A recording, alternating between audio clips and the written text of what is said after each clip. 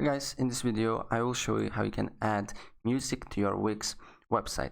It's really fast and easy, and let me show how. So first what you need to do here is you need to be on Wix editor, and then once you're here, then on the left side you should see a little plus icon.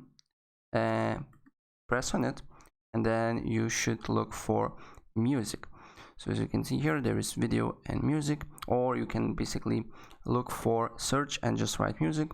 It's depends on you. And as you can see here, there is first tab is videos and then music. So there is audio players, so this means you can basically add your own music on Wix, and there is Wix Music. You can basically set up your SoundCloud player or Spotify player. It totally depends on you, but I will show you how you can basically upload your own music here.